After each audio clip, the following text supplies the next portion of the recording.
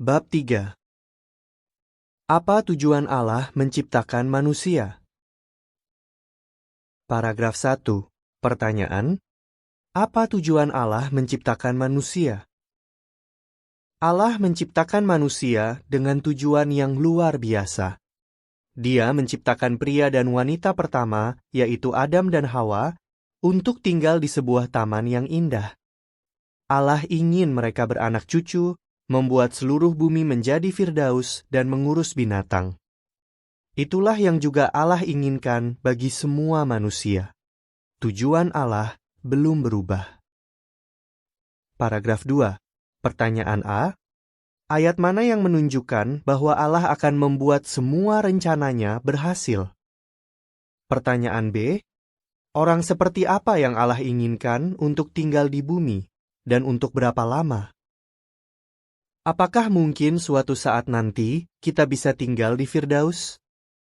Dalam Yesaya 46 ayat 9-11, Yehuwa berkata, "Aku sudah merencanakannya, dan aku akan menjalankannya." Jadi, dia akan membuat semua rencananya berhasil, dan tidak ada yang bisa menghentikannya. Bumi diciptakan dengan suatu tujuan. Dalam Yesaya 45 ayat 18, Yehuwa berkata bahwa dia menciptakannya bukan tanpa tujuan. Dia ingin agar manusia memenuhi bumi. Tapi, orang seperti apa yang Allah inginkan untuk tinggal di bumi, dan untuk berapa lama? Alkitab berkata di Mazmur 37 ayat 29, orang-orang benar atau yang taat akan memiliki bumi, dan mereka akan tinggal di situ selamanya. Paragraf 3. Pertanyaan: sewaktu melihat penderitaan di dunia ini, apa yang mungkin banyak orang pikirkan? Tapi sekarang, manusia bisa sakit dan mati. Selain itu, banyak orang saling berkelahi dan membunuh. Pastilah ini bukan yang Allah inginkan. Jadi, banyak orang mungkin berpikir, mengapa keadaan dunia seperti ini? Jawabannya hanya ada dalam Alkitab. Munculnya musuh. Paragraf 4 dan 5. Pertanyaan A. Siapa yang berbicara melalui ular kepada Hawa di Taman Eden? Pertanyaan B. Bagaimana orang yang jujur bisa berubah menjadi pencuri? Di Wahyu 12 ayat 9, Alkitab berkata bahwa Allah punya musuh yang disebut iblis dan setan. Setan menggunakan seekor ular untuk berbicara kepada Hawa di Taman Eden. Setan memberi kesan bahwa ular itulah yang sedang berbicara. Apakah Allah yang menciptakan setan si iblis? Bukan. Sewaktu Allah menciptakan bumi, ada banyak malaikat di surga. Salah satu malaikat itu mulai berubah dan akhirnya menjadi iblis. Tapi bagaimana bisa? Coba pikirkan, apakah orang yang jujur bisa berubah menjadi pencuri? Dia tidak terlahir sebagai pencuri, tapi kemudian dia mulai menginginkan sesuatu yang bukan miliknya. Dia terus memikirkannya, sehingga keinginan buruknya menjadi semakin kuat. Lalu, saat ada kesempatan, dia mencurinya. Dialah yang mengubah dirinya sendiri menjadi pencuri. Yakobus 1 ayat 13-15 mengatakan, saat mengalami cobaan, jangan berkata, saya sedang dicobai Allah. Karena Allah tidak bisa dicobai, dan dia juga tidak mencobai siapapun dengan hal-hal jahat. Sebaliknya, setiap orang dicobai ketika ditarik dan dipikat oleh keinginannya sendiri. Lalu, ketika keinginannya menjadi kuat, dia akan berbuat dosa. Dan kalau dosa sudah dilakukan, akibatnya adalah kematian. Paragraf 6. Pertanyaan: bagaimana seorang malaikat bisa sampai berubah menjadi musuh Allah? Itulah yang terjadi dengan malaikat tadi. Setelah Yehuwa menciptakan Adam dan Hawa, dia memerintahkan mereka untuk beranak cucu dan memenuhi bumi. Malaikat itu mungkin berpikir, semua manusia itu bisa saja menyembah saya, bukan Yehua. Semakin sering dia memikirkannya, semakin kuat keinginannya untuk mengambil sesuatu yang bukan haknya, melainkan hak Allah. Malaikat itu ingin agar manusia menyembah dia. Jadi, dia membohongi dan menyesatkan Hawa. Kejadian 3 ayat 1-5 mengatakan, ular adalah binatang yang paling berhati-hati dari semua binatang liar yang Allah Yehua buat. Ular berkata kepada wanita itu, "Apa benar Allah berkata bahwa kalian tidak boleh makan buah dari semua pohon di taman ini?" Wanita itu berkata kepada ular, "Kami boleh makan buah dari pohon-pohon di taman ini. Tapi tentang buah dari pohon di tengah taman, Allah berkata, kalian tidak boleh memakannya. Kalian tidak boleh menyentuhnya. Kalau kalian lakukan itu, kalian akan mati." Ular berkata kepada wanita itu, "Kalian pasti tidak akan mati. Sebenarnya, Allah tahu bahwa kalau kalian makan buah itu, hari itu juga mata kalian akan terbuka, dan kalian akan menjadi seperti Allah, tahu tentang yang baik dan yang jahat." Dengan begitu, dia menjadi setan si iblis, musuh Allah. Paragraf 7, pertanyaan A. Mengapa Adam dan Hawa mati? Pertanyaan B. Mengapa kita menjadi tua dan mati? Allah melarang Adam dan Hawa untuk memakan buah dari salah satu pohon di Taman Eden. Allah berkata bahwa kalau mereka memakan buah itu, mereka akan mati. Tapi, Adam dan Hawa tidak menaati Allah dan memakannya. Mereka berdosa terhadap Yehua dan akhirnya mati, persis seperti yang Yehua katakan. Anak-anak Adam dan Hawa pun mewarisi dosa itu, sehingga mereka juga mati. Roma 5 ayat 12 mengatakan, "Sama seperti dosa masuk ke dalam dunia melalui satu orang, dan kematian masuk melalui dosa, kematian pun menyebar kepada semua orang, karena semua orang berbuat dosa." Tapi, mengapa mereka bisa sampai mewarisi dosa?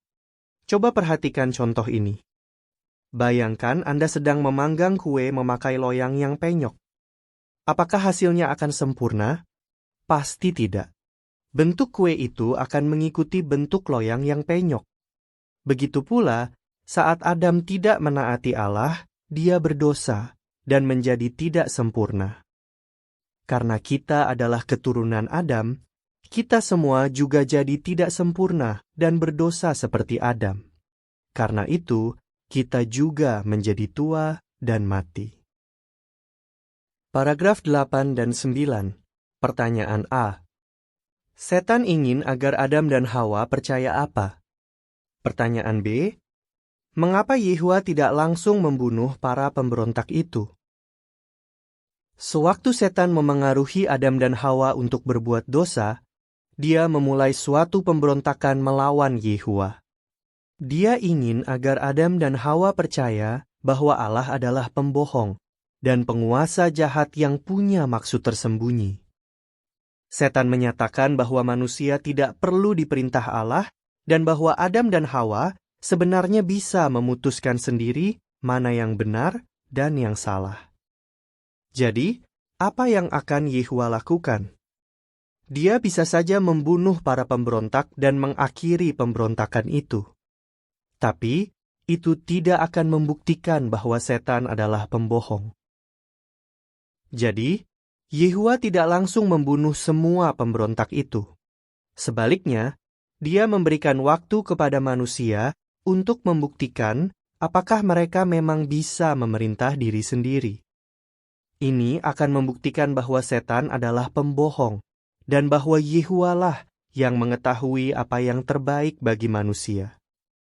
Kita akan membahas hal ini lebih lanjut di bab 11. Menurut Anda, apakah Adam dan Hawa membuat pilihan yang benar ketika mereka percaya pada kata-kata setan dan melawan Allah? Segala sesuatu yang mereka miliki adalah pemberian Allah. Allah memberi mereka kehidupan yang sempurna, tempat tinggal yang indah, dan pekerjaan yang menyenangkan. Tapi, setan tidak pernah melakukan hal baik apapun untuk Adam dan Hawa. Kalau Anda jadi mereka, siapa yang akan Anda pilih? Paragraf 10. Pertanyaan. Pilihan penting apa yang harus kita buat? Kita semua juga harus memilih, dan kehidupan kita bergantung pada pilihan itu. Kita bisa memilih untuk menaati Yehua sebagai penguasa kita, dan membuktikan bahwa setan adalah pembohong. Atau, kita bisa memilih setan sebagai penguasa kita. Amsal 27 ayat 11 mengatakan, "Anakku, jadilah bijaksana dan buatlah hatiku senang, supaya aku bisa menjawab dia yang menghinaku." Hanya ada sedikit orang di dunia ini yang menaati Allah. Dan kenyataannya, Allah bukanlah penguasa dunia ini. Tapi kalau bukan Allah, siapa? Siapa penguasa dunia ini? Paragraf 11 dan 12. Pertanyaan A. Dari tawaran setan kepada Yesus, apa yang bisa kita ketahui? Pertanyaan B. Ayat mana saja yang menunjukkan bahwa setan adalah penguasa dunia ini? Pada satu peristiwa yang dicatat di Matius 4 ayat 8 dan 9, setan memperlihatkan semua kerajaan di dunia dan kemuliaannya kepada Yesus. Lalu setan berjanji, "Semua ini akan kuberikan kepadamu kalau kamu sujud menyembah aku 1 kali." Lukas 4 ayat 5 dan 6. Coba pikirkan, kalau semua kerajaan itu bukan milik setan, apakah mungkin dia menawarkannya kepada Yesus? Tidak.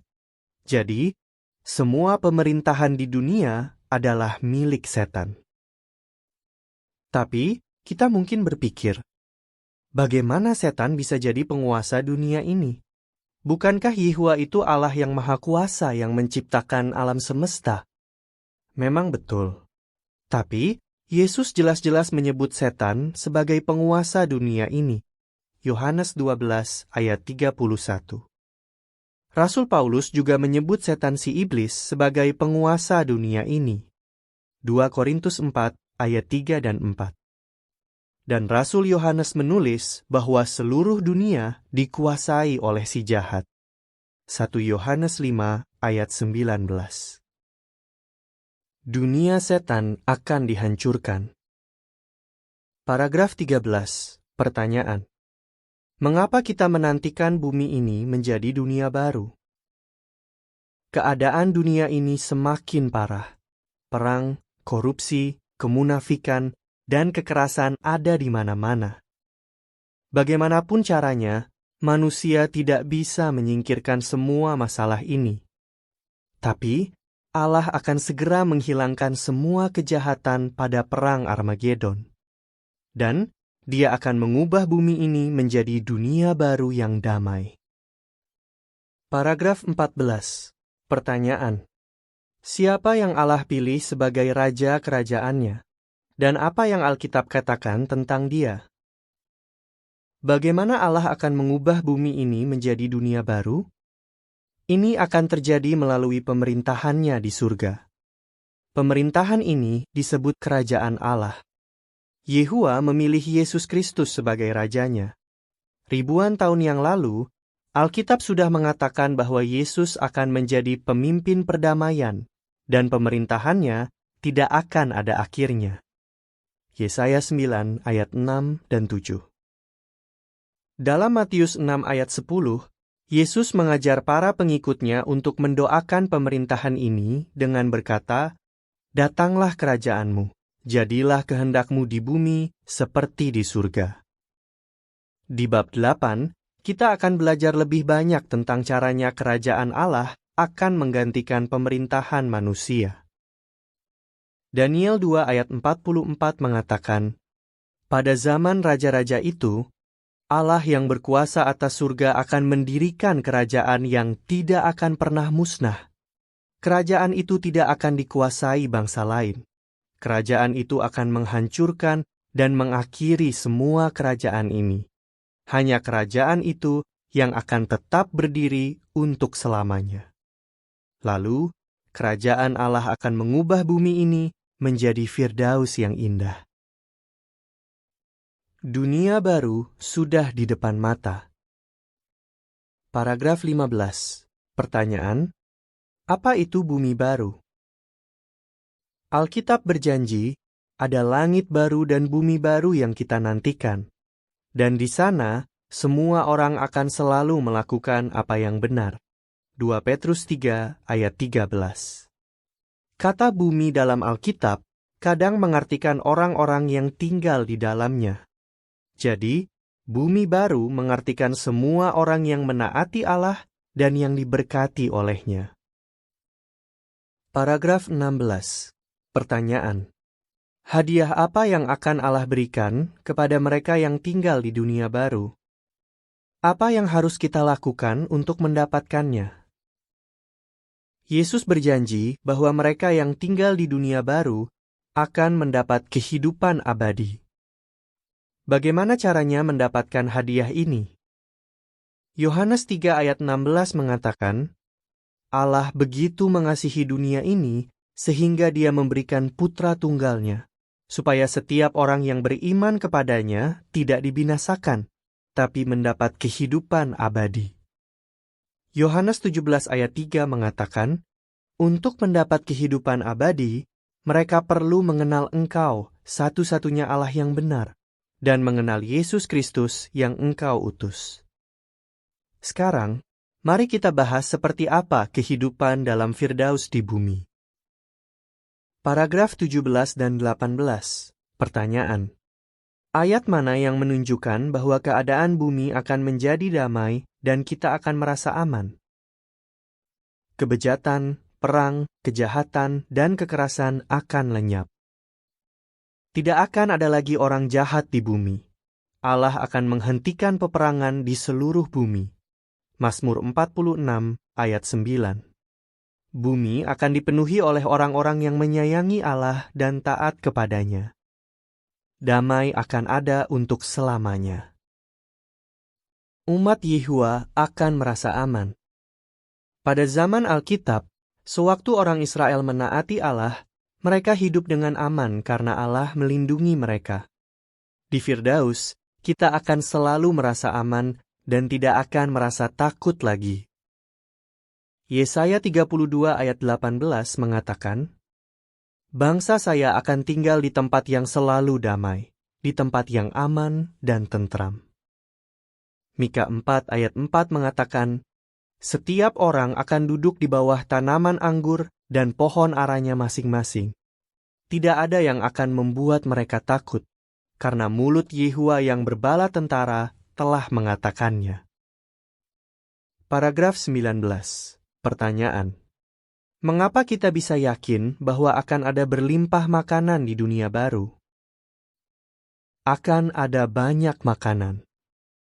Akan ada banyak sekali biji-bijian di bumi. Itu akan berlimpah di puncak pegunungan. Mazmur 72 ayat 16.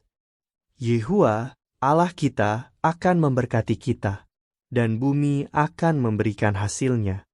Mazmur 67 ayat 6. Paragraf 20. Pertanyaan. Dari mana kita tahu bahwa bumi akan menjadi firdaus? Seluruh bumi akan menjadi firdaus. Orang-orang akan punya rumah dan kebun yang indah. Yesaya 65 ayat 21 sampai 24 mengatakan, Mereka akan membangun rumah dan tinggal di situ. Mereka akan membuat kebun anggur dan makan buahnya. Mereka tidak akan membangun dan orang lain yang tinggal, ataupun menanam dan orang lain yang makan.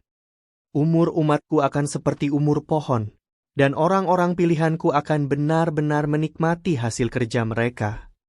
Mereka tidak akan banting tulang dengan percuma, ataupun melahirkan anak hanya untuk menderita. Karena merekalah keturunan yang terdiri dari orang-orang yang diberkati Yehua, dan anak cucu mereka ada bersama mereka. Bahkan sebelum mereka memanggil, aku akan menjawab. Selagi mereka berbicara, aku akan mendengar. Wahyu 11 ayat 18 mengatakan, Semua bangsa menjadi marah, engkau marah terhadap mereka, dan tibalah waktunya engkau menghakimi orang mati dan memberikan upah kepada orang-orang suci, para nabimu, dan orang-orang yang menghormati namamu, baik orang biasa maupun orang penting. Saat itu, engkau juga akan membinasakan orang-orang yang sedang merusak bumi. Seluruh bumi akan menjadi indah seperti Taman Eden dulu. Yehuwa akan selalu menyediakan semua yang kita butuhkan. Alkitab berkata tentang Yehuwa di Mazmur 145 ayat 16, engkau membuka tanganmu dan memuaskan keinginan semua yang hidup. Paragraf 21. Pertanyaan. Dari mana kita tahu bahwa manusia dan binatang akan hidup bersama dengan damai? Manusia dan binatang akan hidup bersama dengan damai. Binatang tidak akan menyerang manusia lagi. Bahkan, binatang yang sekarang buas pun akan menjadi jinak, dan anak-anak tidak akan takut bermain dengan mereka. Yesaya 11 ayat 6-9 mengatakan, serigala akan berteman dengan anak domba, macan tutul akan berbaring dengan anak kambing, anak sapi, singa, dan binatang gemuk akan bersama-sama. Mereka akan dipimpin seorang anak kecil. Sapi dan beruang akan makan bersama, dan anak-anak mereka akan berbaring bersama. Singa akan makan rumput seperti sapi. Anak yang masih menyusu akan bermain di dekat sarang kobra. Anak kecil akan menaruh tangannya ke lubang ular berbisa. Mereka tidak akan melakukan apa yang mencelakakan atau membuat kerusakan di seluruh gunung suciku. Karena bumi pasti akan dipenuhi pengetahuan tentang Yehuwa, seperti air memenuhi lautan.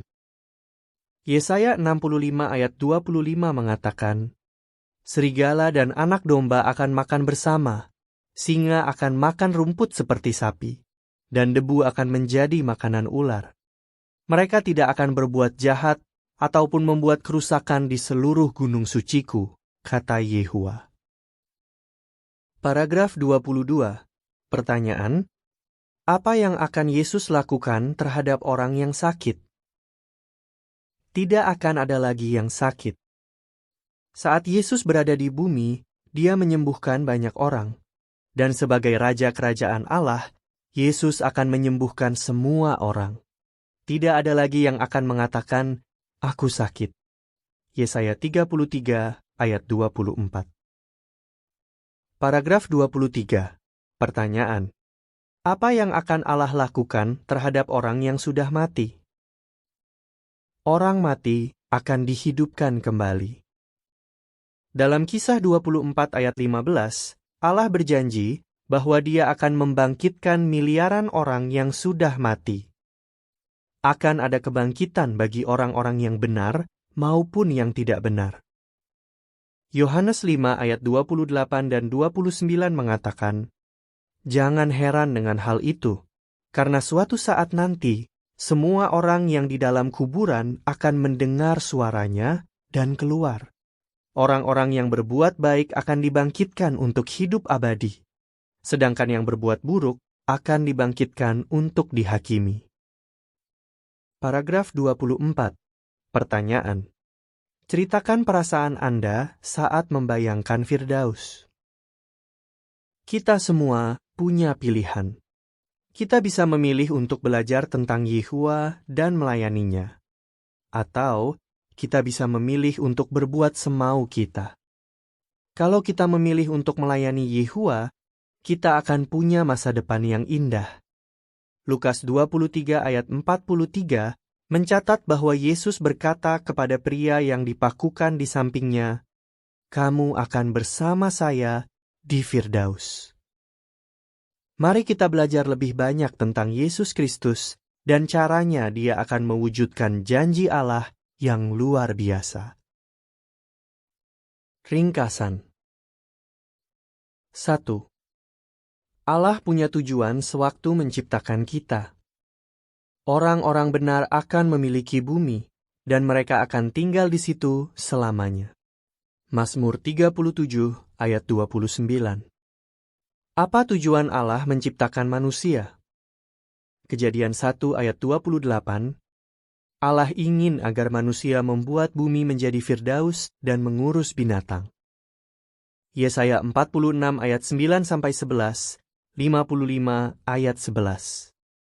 Allah akan membuat semua rencananya berhasil, dan tidak ada yang bisa menghentikannya. 2. Setan adalah penguasa dunia ini. Seluruh dunia dikuasai oleh si jahat. 1 Yohanes 5 ayat 19. Mengapa kehidupan kita sekarang sulit? Yohanes 12 ayat 31. Yesus menyebut setan sebagai penguasa dunia ini.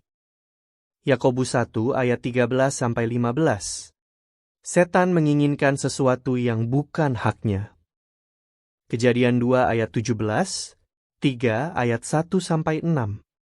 Setan menyesatkan Hawa. Adam dan Hawa tidak menaati Allah, dan belakangan Adam dan Hawa mati. Roma 3 ayat 23, 5 ayat 12. Kita mati karena mewarisi dosa dari Adam. 2 Korintus 4 ayat 3 dan 4. Setan menyesatkan manusia. 3. Kerajaan Allah akan menyingkirkan semua masalah. Datanglah kerajaanmu, jadilah kehendakmu di bumi. Matius 6 ayat 10. Apa yang akan Yehua lakukan? Daniel 2 ayat 44. Pemerintahan Allah akan menggantikan semua pemerintahan manusia. Wahyu 16 ayat 14-16. Allah akan menyingkirkan semua kejahatan pada perang Armagedon. Yesaya 9 ayat 6 dan 7.